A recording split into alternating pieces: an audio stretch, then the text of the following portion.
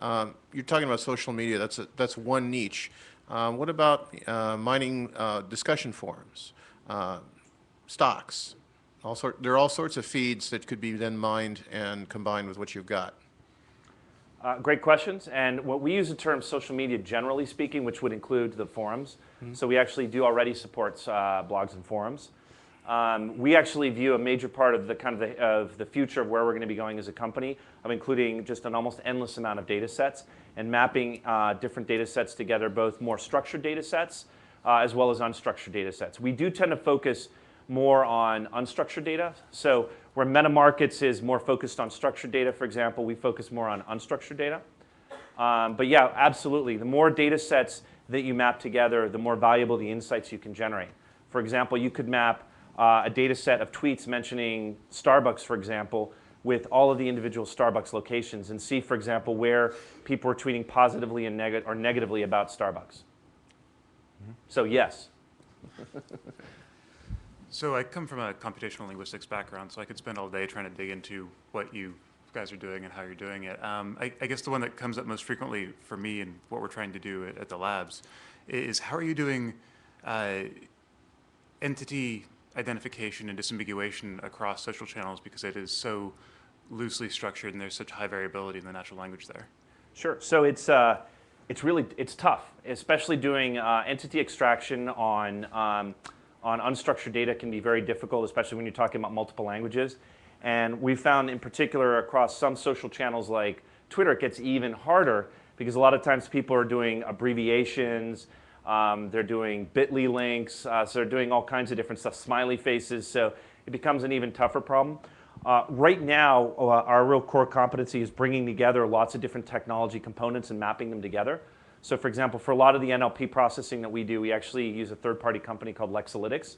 But interestingly enough, we've actually found that there's some companies that are coming to us with their own additional sort of NLP engines that they want to use, and we can actually map together multiple engines. I think the biggest challenge is that there's great sort of functionality around things like entity extraction on more commonly used languages like English.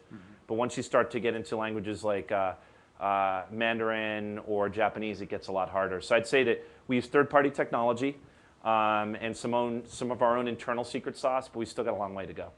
Cool, thank you. There are a lot of companies in this social space who actually approach almost on a daily basis our CMO and explain how kind of stupid it is for not using their products. It can be for not advertising on social, for not having pages on all the social network, kind of expanding brand, why not monitoring social. So assuming he needs to start with something, why should it be you?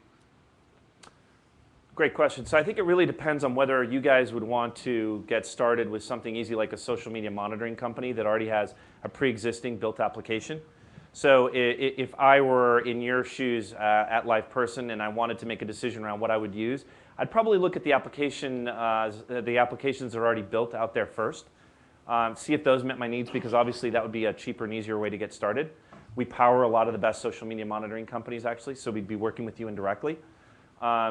But what we're actually finding is a lot of companies are saying that they have very specialized needs that aren't necessarily directly served by any of the social media monitoring companies out there, and they might want to build their own internal application that isn't like anything else that's out there. So if you wanted to build your own application internally, you'd probably come to us directly. So an example might be if you wanted to incorporate social data from places like Twitter and Facebook directly into some of the internal systems that LivePerson has built, and perhaps maybe even populate some screens in an existing tool, then you'd probably be more likely to come to a platform company like us as opposed to going to a social media monitoring company. Thanks.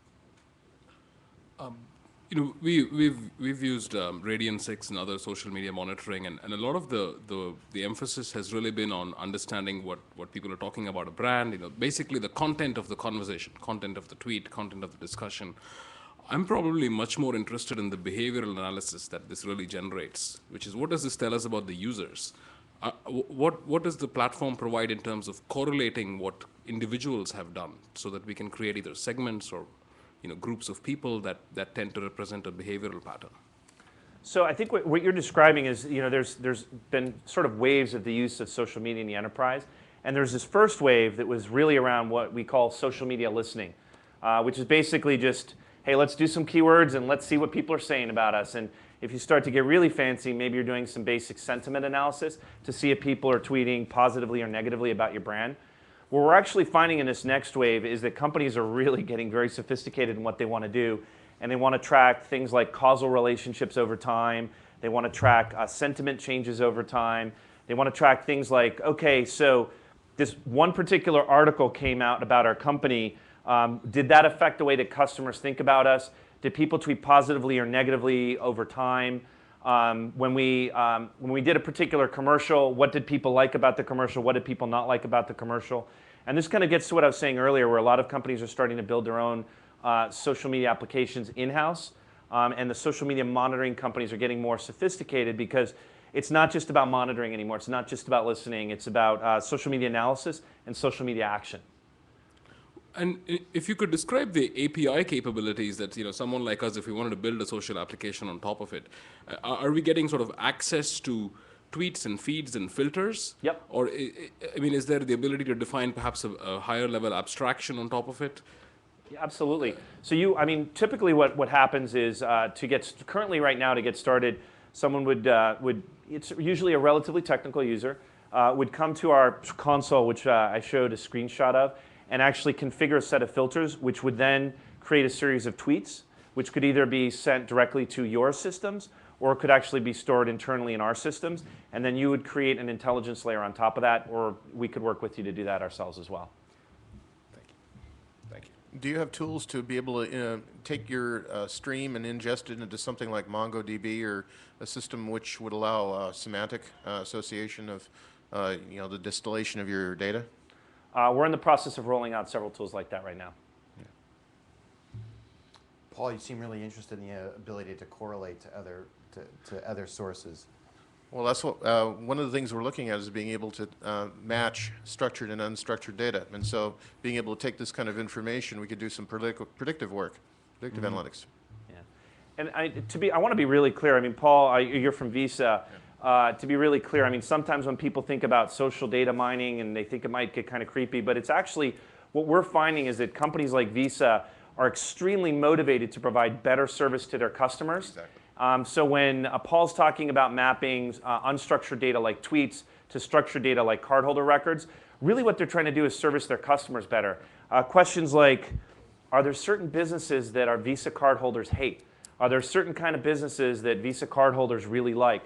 When people are tweeting about having had a really good experience with a certain chain of hotels, what are they saying? What do they like about it? Fraudulent merchants in particular. Yes, which Okay, is another Rob, thing we can I do. got to cut you. In fairness to the other presenting companies, Absolutely. I got to